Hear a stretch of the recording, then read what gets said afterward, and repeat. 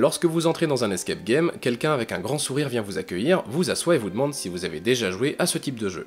Selon la réponse, les explications qui suivent seront légèrement différentes, puis on vous fait rentrer dans la salle. Une heure d'énigme plus tard, que vous ayez gagné ou perdu, on vient vous chercher pour vous raccompagner vers la sortie et éventuellement faire une photo souvenir. Mais parfois, si vous avez de la chance, votre regard se pose sur une porte entrouverte, vous apercevez alors furtivement dans la régie plusieurs personnes calées dans un fauteuil, casque audio sur la tête, à manger des biscuits devant leur écran de contrôle. Dans ces moments-là, et sans mauvaise intention, certains associent l'idée qu'être Game Master, c'est expliquer des règles en boucle et regarder passivement les sessions depuis son écran. Ce qui amène la phrase que beaucoup d'entre nous ont malheureusement entendue au moins une fois: « Oh bah ça va, c'est un travail cool en fait, c'est pas un vrai métier ». Alors,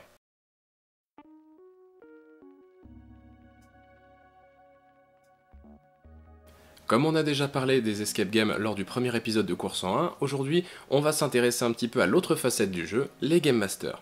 On peut comparer un escape game à un spectacle de magie. Vous venez assister à un show dans lequel on vous invite à monter sur scène, vous allez voir plein de choses dont vous n'allez pas comprendre comment elles fonctionnent, mais peu importe au final tant que vous sortez du spectacle avec des étoiles plein les yeux. Comme tout bon prestigitateur, le Game Master ne va pas vous révéler ses secrets, d'où l'aura de mystère qui plane un petit peu autour de la profession. Si on ne compte pas les grandes firmes de l'escape game en France comme Team Break ou John Doe, la plupart des escapes dans lesquels vous allez jouer sont des indépendants, c'est-à-dire que leurs salles sont des créations originales. Les mécanismes et les énigmes sont donc construites en interne par les créateurs ou commandées à un prestataire extérieur pour faire quelque chose de sur mesure. Forcément ça demande du temps de conception et de recherche, donc vous imaginez bien que ça plaît moyen aux créateurs d'escape game que vous compreniez trop comment ça marche. De même, comme le métier est assez jeune, il n'y a pas de normes de fixer pour savoir comment gérer ces sessions. Donc les logiciels de son, de lumière ou de décompteur par exemple vont varier d'une salle à l'autre selon les besoins et aussi selon le degré de contrôle qu'a le Game Master sur ce qu'il se passe dans sa salle. On va pas se mentir, de l'extérieur ça ressemble beaucoup à un travail de fête foraine, on installe les gens, on explique les règles et on appuie sur le bouton pour faire partir les montagnes russes. C'est vrai que comme ça a l'air super simple. Attention, ce soir vous êtes chaud pour un indice, on lève les bras, c'est parti!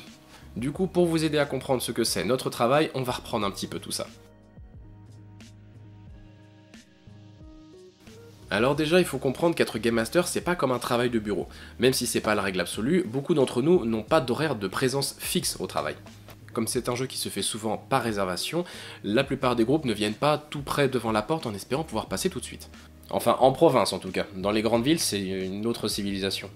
Du coup, comme il y a assez peu d'intérêt à ce qu'un Game Master reste à attendre pour rien toute la journée, la plupart des enseignes fonctionnent avec un système d'astreinte, ou de mise à disposition si vous préférez. Concrètement, si une réservation tombe, le Game Master vient travailler, que ce soit à 10h du matin ou à 22h du soir, en fonction de la tranche horaire qui lui est attribuée. Alors, comment ça se passe une fois qu'on arrive sur place? Concrètement, il faut allumer et vérifier tout le matériel pour préparer la partie. L'ordinateur dans la régie, les enceintes, les machines à fumer, les projecteurs, les écrans, les caméras et d'autres petits éléments indépendants. Ça demande un peu de temps pour que tout soit lancé, surtout si la salle est chargée en matériel, mais une fois que c'est bon, le plus compliqué reste à faire. Si tout est ok niveau matériel, qu'aucun élément n'est défectueux, c'est le moment de fermer la salle. Le but du jeu est d'aller à la toute fin du scénario et de faire le chemin inverse des joueurs. On ferme les cadenas, on remet les indices en place, on verrouille les portes, on remet les énigmes à zéro et on verrouille tous les passages secrets. S'il y a une salle secrète? Non, il n'y a qu'une salle. En bref, on fait tout le trajet jusqu'à l'entrée pour que les groupes puissent attaquer l'aventure dans le bon sens. Ou sinon, deuxième école, tout ce qui peut être fermable est fermé, les Game Masters se font confiance sur le fait que les indices soient à leur place, il reste juste à vérifier que tout ressemble bien à ce qui est prévu visuellement, et que les cadenas sont remis à zéro. Si on prend un cadenas à chiffres par exemple dont la solution c'est 1925, imaginez que le groupe d'avant n'a pas réussi à l'ouvrir et s'est arrêté à 1924, le groupe d'après le verra si vous n'avez pas mis à zéro. Et le souci c'est que dans le meilleur des cas, ça va juste les perturber un petit peu, dans le pire, ils auront juste à tourner un chiffre et ils auront trouvé la solution. Mais c'est pas encore fini, il faut encore retourner en régie pour régler les derniers détails. Une fois derrière l'écran, il faut ajuster plusieurs choses. Déjà, la lumière, tous les scénarios n'ont pas la même ambiance lumineuse, et certains modifient les couleurs d'ambiance ou le type d'éclairage utilisé entre le début et la fin. Prenez une salle d'horreur ou un scénario qui se passe de nuit, ça va être un peu naze si tout est allumé à fond. Le son est également à vérifier. Est-ce que les musiques sont à bon volume? Est-ce que les ambiances de fond sont bien mises à tourner en boucle? Ça paraît tout bête, mais les sons c'est très important dans un escape. Si vous voulez envoyer un son comme celui-ci pour aider vos joueurs, et qu'ils l'entendent pas, ou pire, qu'ils l'entendent trop, vous allez rapidement vous faire détester. Souvent, des énigmes cruciales réussies s'accompagnent d'un petit effet musical pour bien faire comprendre qu'on a résolu un truc important. Et ne pas envoyer le son correctement peut laisser les joueurs sans comprendre qu'ils ont réussi ou non. Je parlais justement des pistes son à faire tourner en boucle. Là aussi, c'est un point de détail, mais par souci de simplicité, les Game Masters rassemblent tous leurs effets sonores, leur musique, etc. dans le même fichier sur un ordinateur, parce que c'est plus simple pour nous, en session ça permet de passer rapidement d'un effet ou d'une ambiance à l'autre. Mais le problème c'est que si vous oubliez de caler le son en boucle, vous allez sans prévenir à un moment du jeu passer de ça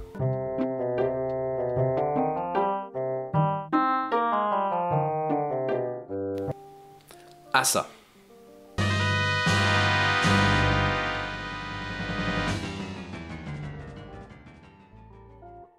Le problème, c'est que les joueurs vont le remarquer et se poser des questions. Ils vont se demander s'ils ont réussi à débloquer quelque chose, s'ils ont ouvert un passage, et le problème, c'est qu'il va rien se passer, donc ça va faire très bizarre. Surtout que lorsque vous allez renvoyer le son, ils l'auront déjà entendu, et ils vont surtout sentir que c'est à ce moment-là qu'il va être envoyé.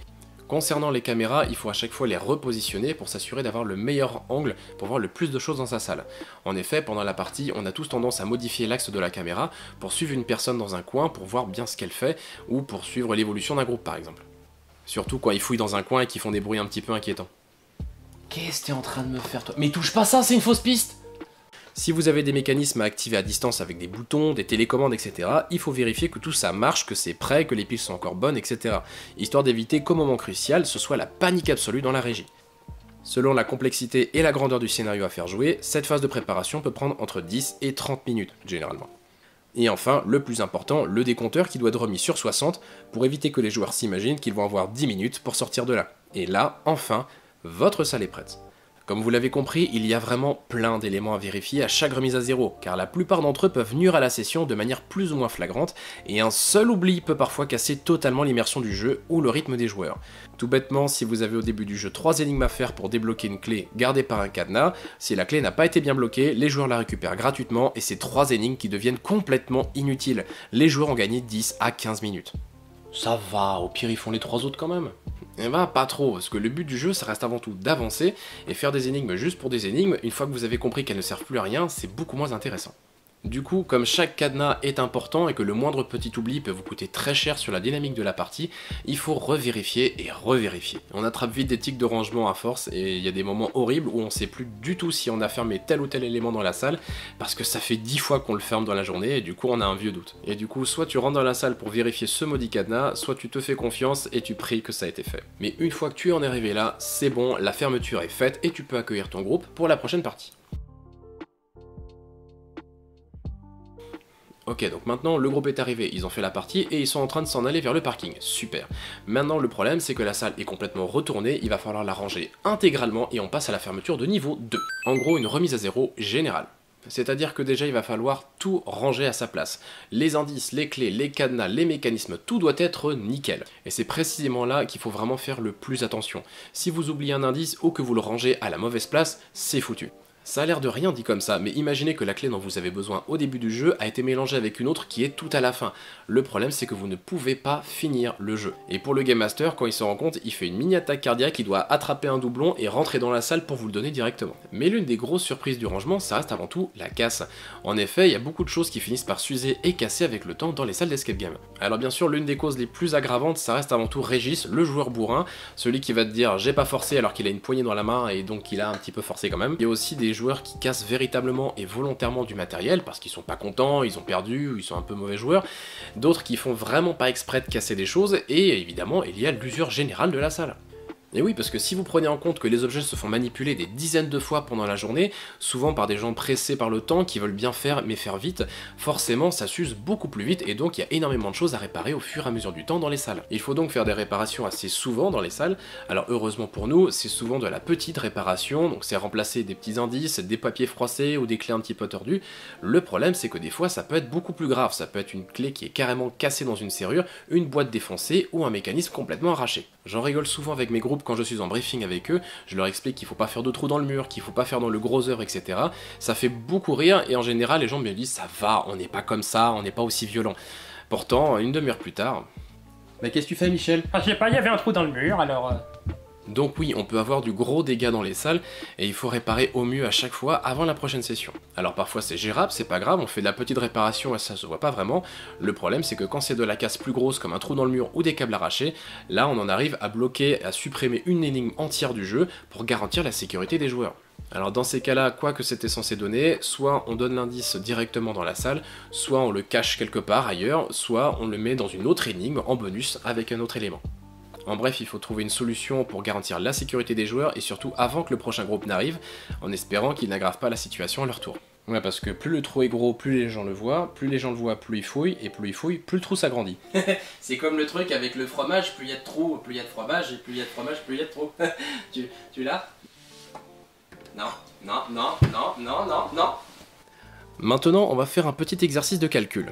Quand vous arrivez dans un escape game, le Game Master vous accueille et vous explique les règles durant un bon quart d'heure. Une fois que vous êtes prêt, vous avez 1 heure de jeu à l'intérieur du scénario, enfin vous avez droit à un autre quart d'heure de débriefing avec discussion, photos, bonbons, etc. Il reste donc une bonne demi-heure pour ranger la salle, ce qui nous fait un cycle de 2 heures pour laisser la place au prochain groupe. Pour cet exemple, on part du principe que le Game Master range la salle à toute vitesse et ne met qu'un quart d'heure. Petite question, combien de temps avez-vous pour vous rendre compte qu'un truc est cassé, trouver la solution et réparer ça? x4 plus la racine carrée d'1 minute, pas assez.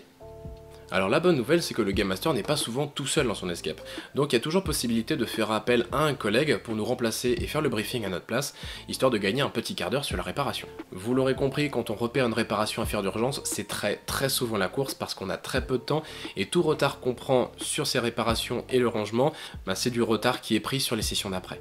Alors quand c'est à 22h, c'est pas très grave, c'est à la fin de journée, mais quand c'est tout au début, dès 10h du matin, les retards vont s'accumuler et se reporter d'une session sur l'autre, et là tu pleures. Alors ça arrive qu'on puisse compenser ce retard pendant la journée parce qu'un groupe est sorti beaucoup plus tôt qu'1 heure de jeu, ou qu'un autre est arrivé vraiment en avance, mais c'est pas toujours le cas. Et question de professionnalisme, il faut vraiment éviter de reporter, décaler ou d'annuler la session, parce que ça reste des groupes de 3 à 6 personnes qui viennent jouer, et des fois c'est très compliqué de rassembler tout le monde pour une nouvelle date. Déjà que pour mes proches il faut 5 jours pour décider à quel restaurant on va. Et en parlant de date justement, je vous donne rendez-vous la semaine prochaine pour la deuxième partie de cette vidéo, parce que ouais, il y aura une deuxième partie, celle-ci s'annonce déjà faire plus de 10 minutes je pense, et le montage s'annonce très long. J'espère que cette première partie vous aura plu en tout cas, et d'ici à la prochaine, prenez soin de vous et de vos indices.